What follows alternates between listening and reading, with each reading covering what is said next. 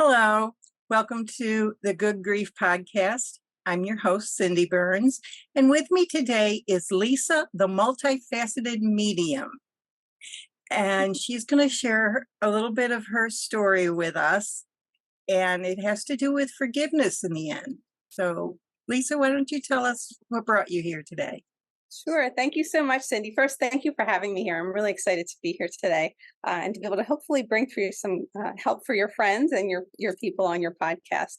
So what brought me here today, actually, you had put out a thing saying, did anybody want to share a story on forgiveness? And I thought, oh, I have a few of them, but I'll share one that I think is really helpful. One is about love that never dies, and it's between the spirit world and a butterfly and a lottery ticket. So a really cool story that happened to me that really kind of changed the trajectory of my life.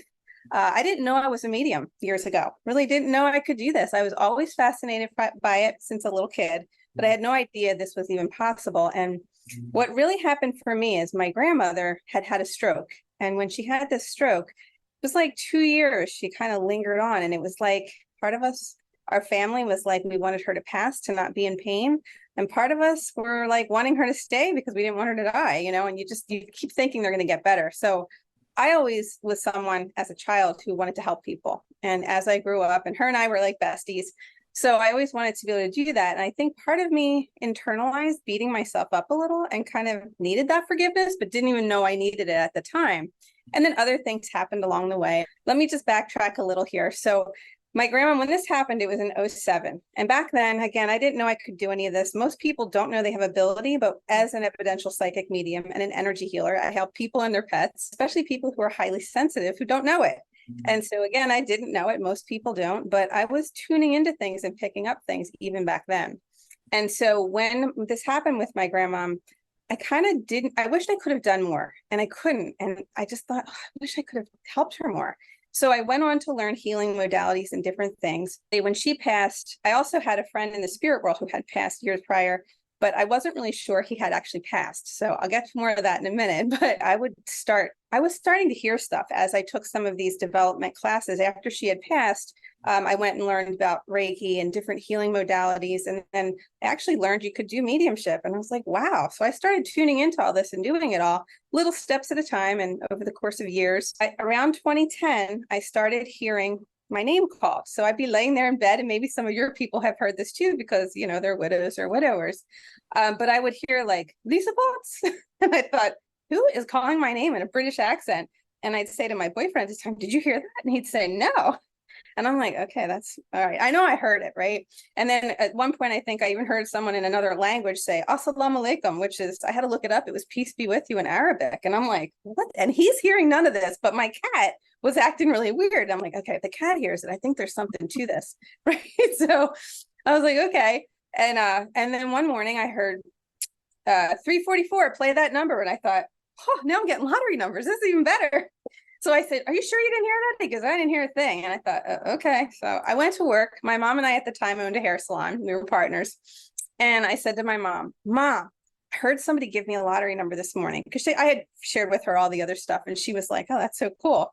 So needless to say, we ended up, I shared with her, I heard this number 344, play that number. And my mom says, oh, do you think it was a female voice? Maybe it was my mom, because my mom's mom in the spirit world, different grandmother than I started speaking of. She was a numbers runner back in the day. And so they were like bookies back then. They didn't have any money. My mom was dirt poor. And so that's what they did to make money. And so I said, no, Mom, this was definitely a male voice. And she's like, okay, well, maybe you should play it. I said, yeah, maybe I will. And all day long, change in the drawer was something 44 cents. And at the end of our day, like our totals all day long, it was 44 something, right? And I'm like, okay, this is weird. So at the end of the day, it was like, I think we had $3 left in the change till. And, because if people had paid in big bills, we used a lot of our change, and then 44 cents. And my mom goes, you better play that number. I'm like, okay, I'm going to go play it. This was a Saturday. And I went and played it. I believe it was March 28th or 29th of 2010. So I went and played it.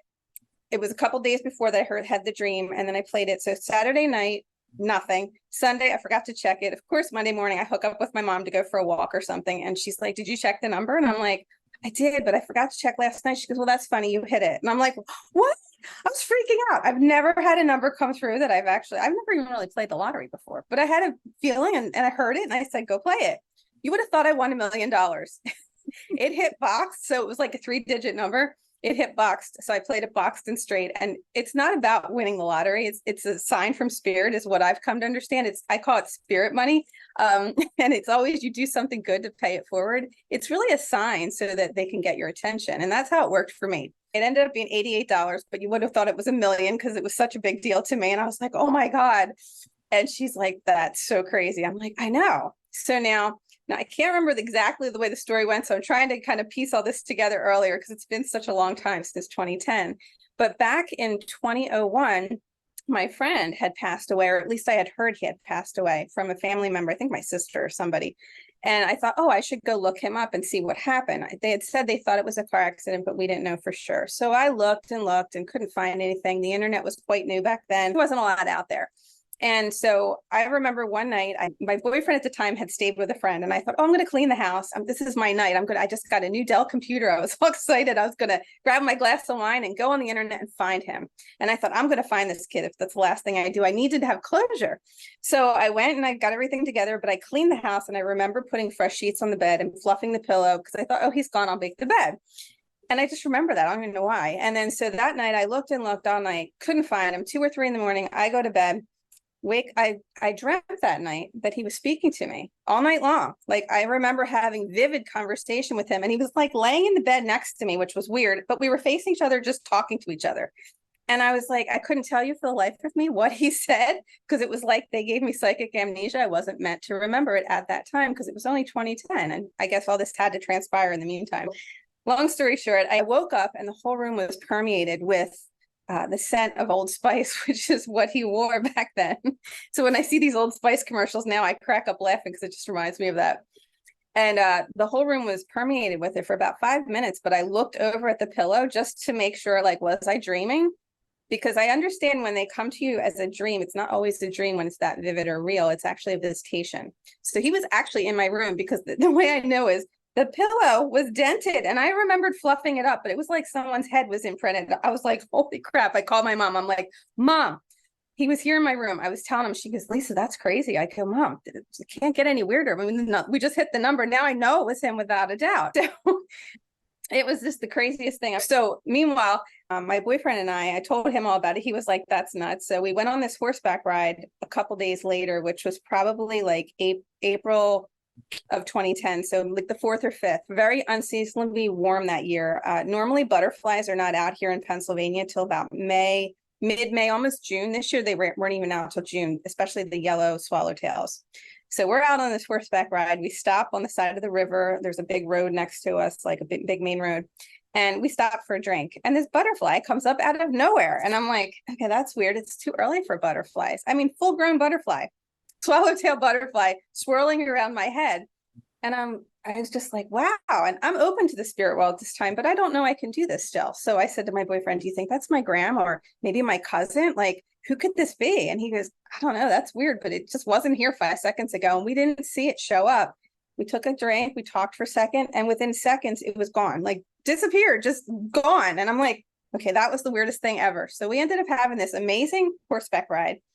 And I get back home that day, and again, Facebook's still new, and I get an inbox message from this young girl who says, I don't know if you, oh, I have big chills right now. I feel like I'm going to cry. Spirit, okay, Spirit, thank you. Sure, it's him. So I get this message from her, and it says, I don't know if you remember me, but I'm Chris's little sister, and we've been looking for you for the past so many years to let you know that he died in a car accident. Well, my heart like sank, and I was like, oh my God, but in a good way, because I'm like, oh my God, I said I was going to connect with him. I didn't know how. It was like he was making it happen. It was crazy. And so I said, okay, I have something really odd to share with you, and I think you're open. And she goes, I hope this is you. And I'm like, it's definitely me. And, you know, we were finally connecting. And I said, I was told I had a dream to play 344 to play this number. I said, what day did your brother pass? And she said it was either, I can't remember today if it was 28th or the 29th of March, but it was 2010. So I said, what day did he pass? And she said, whatever the exact date was, I think it was the 28th. March 28th, 2001. I said, okay, this is crazy, but I hit the number on that day. And the craziest part of all of this number is the 3-digit now, the lottery number. But back then it was called the Daily number, and his last name is Daily. You can't make this stuff up if you try. Oh, wow. And the craziest part is he was really good friends with my grandmother. Like they just had a really good bond because, he was my friend. And so she really, admired him and liked him. And he passed obviously before her. She passed in '07. He would have been in '01. And the night she passed, I wanted to be with her. And as she was passing, I had never been with anyone who passed. And I really felt strongly called. And my dad kept saying, no, we need to go. You can't be here for this. It's too upsetting. And I said, Dad, I need to be here. They wouldn't let me stay. And so part of that, I beat myself up for as part of forgiveness too. We do these things we don't even realize. And there's so much forgiveness on so many different levels. So I ended up going home with my parents, and their windows were sort of tinted in the back.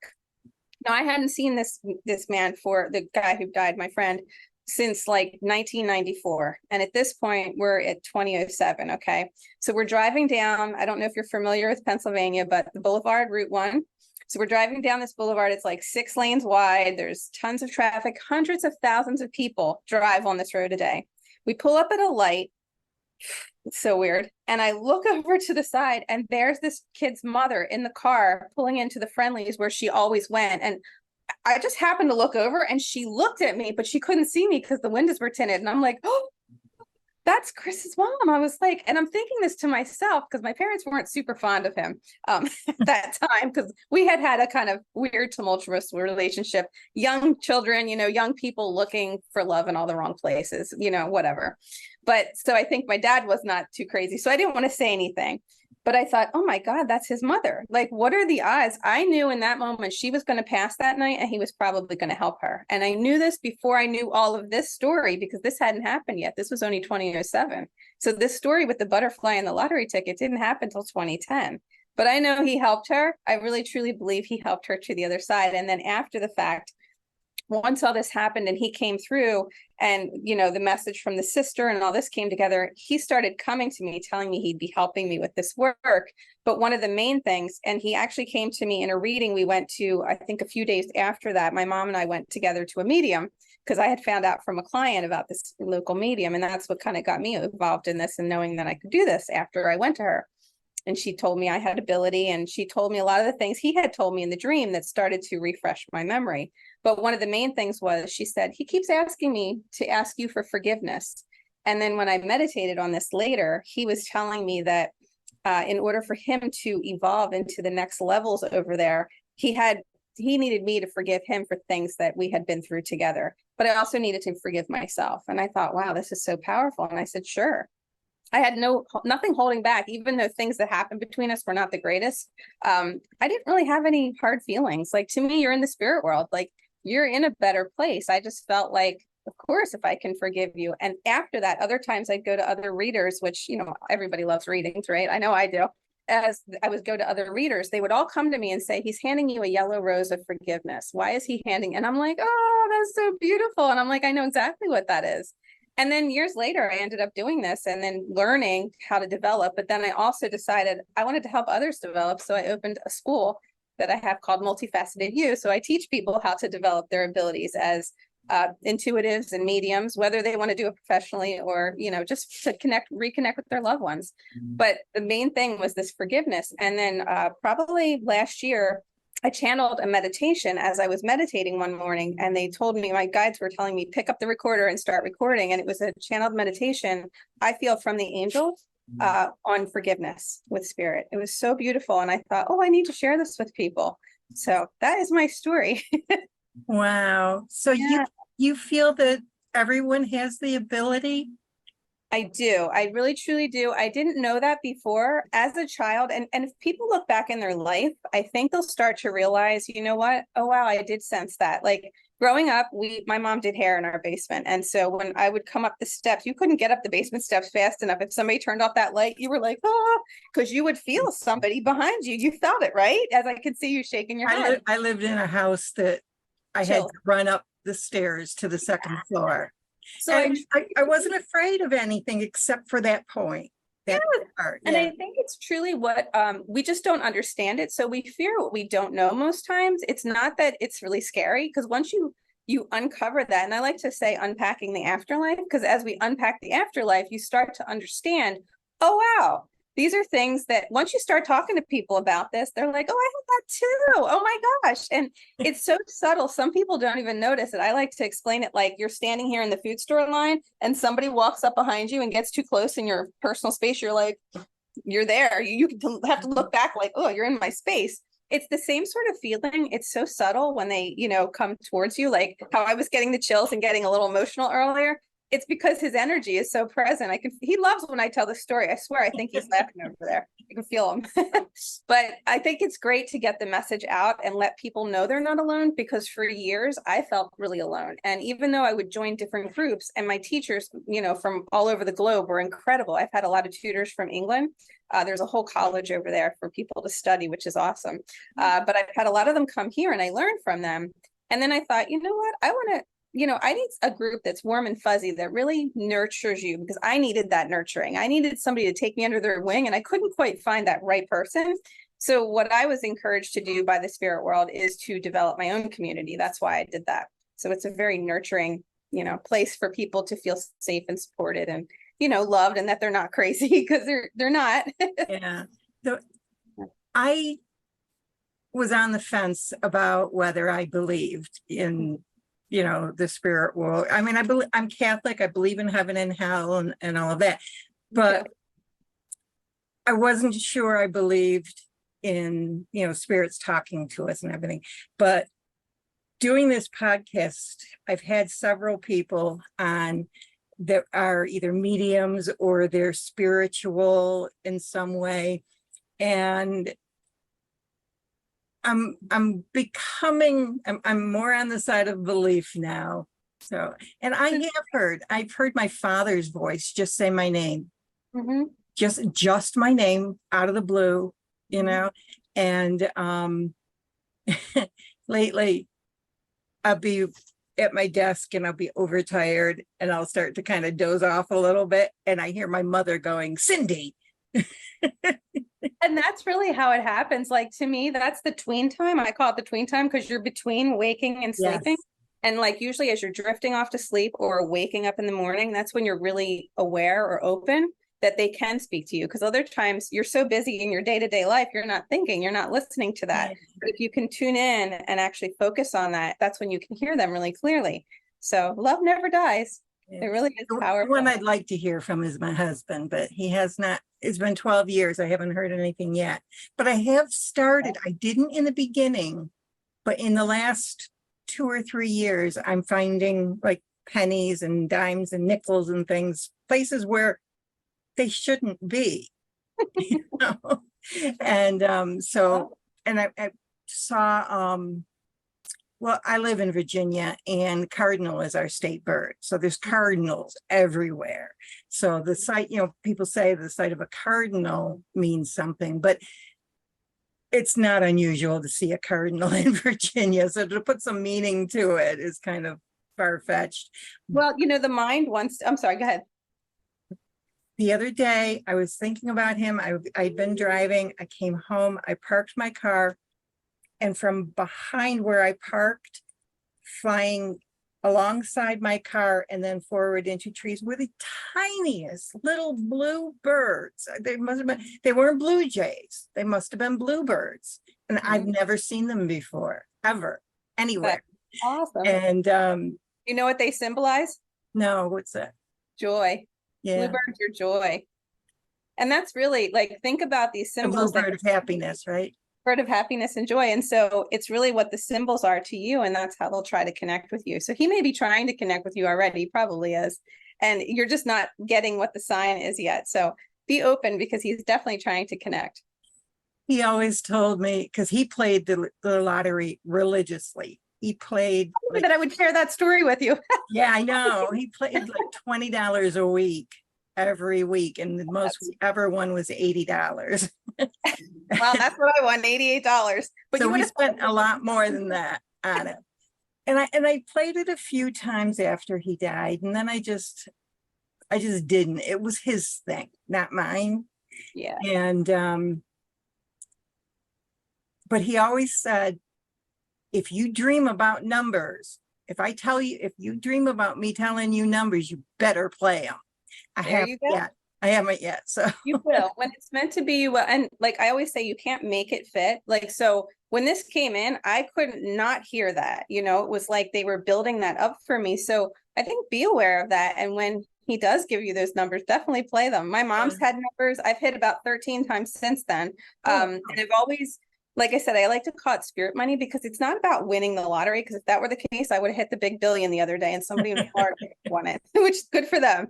But, to me, I always like to do something good with that money, like pay it forward somehow. And I think one of the biggest ones I won was like $300, nothing huge, but I took it. And I remember my little nephew, it was his christening, and I gave money to the little guy. And I thought, you know what, this is what I'm going to do with that. And then I bought myself a dress, and I thought, that's perfect. I got myself something, but I was able to give with it. And so I think that's what spirit is giving it to us for, is to be able to pay it forward in some way and help people. And to me, like I was saying with the forgiveness thing, we all have things we could forgive within ourselves as well as others. One of the first things I hear from a new widow or a widower is a feeling of guilt. And I haven't yet heard a story where it fit, where they should feel guilty about what they were feeling guilty about. And it's forgiving yourself. And you've got to, I try to convince them that their loved one would forgive them. They probably have, for whatever slight, or you didn't do something, or you did do something that you shouldn't have, or whatever. They've been forgiven. So they need to forgive themselves. And that's an ongoing process, because even if you can forgive yourself today, it comes tomorrow, up. You might have to forgive yourself over, again. And I felt that with forgiving others as well. There's a very long and involved story about somebody that I never believed in capital punishment until this person. And I have since learned not to get all worked up, to forgive him. And then every time I mention him, or I hear that name or something similar, I have to forgive him again. Yeah. It's not just because you forgive somebody, it's not necessarily forever. And that forgiveness, like you said, it doesn't have to be with grief. It can be with, like, this meditation is actually something I believe I was working through my own life and with a totally different situation, but it really works on all levels. So I think people can use it for any type of thing. And it's only like a 10-minute meditation, which is really nice.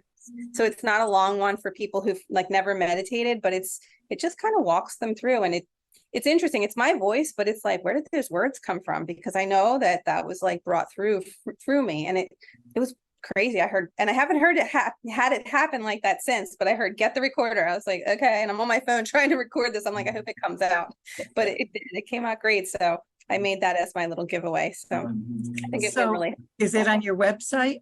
It is. It's on my website, the multifacetedmedium.com. And I'm sure you'll have all that in the show notes. We'll put the link in the show notes. Yeah, and all my links should be on there. I also have, I think I emailed you the thing about Bitly. It has all the links to all the different things that I offer and different classes. And I also work with a lot of essential oils, as you see here. I'm an educator. And so if people are struggling with grief or any type of emotional upset, I do have a really awesome emotional toolkit that I call it, that really helps people to intuitively pick what they need for that day, whether it's, do you need help with compassion and grief and loss, or do you need happiness in your life? Do you need to forgive more? Do you need to be motivated, which I used today to be able to get through the speaking presentation, because I thought, give me the words, Holy Spirit, to bring through what I need to bring through for the highest and best good.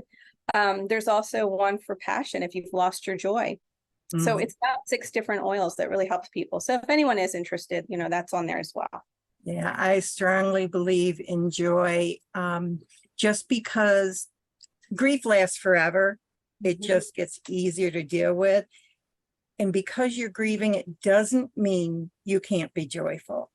That is so true. You can be joyful and grieve at the same time. But that's where the guilt comes in. So many clients come to me and they're like, but I don't want to be happy. I'm like, but they want you to be happy. That's why a lot of people can't connect with their loved ones. They're like, I haven't heard from them yet.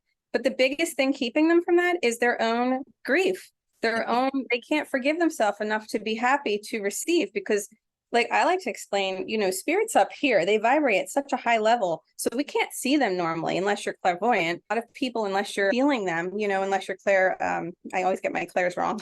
I should know them all by heart, but the feeling, I'm very dyslexic, so I get a thing backwards. Maybe you hear them, maybe you see them, maybe you sense them, maybe you feel them. But a lot of times people aren't able to connect that way because they're up here, we're down here on the physical plane. So they have to slow their energy down. We have to speed ours up. But when we're in grief, we're down here. We can't lift unless you're in joy. When you can lift up in joy and they slow down, that's where we meet in the middle. That's where the medium comes in, right? To be the bringer of the light, to be able to bring that information through. But I always say, nobody needs a medium. We go to a medium to validate what we already received, because you're already receiving it. I have big chills.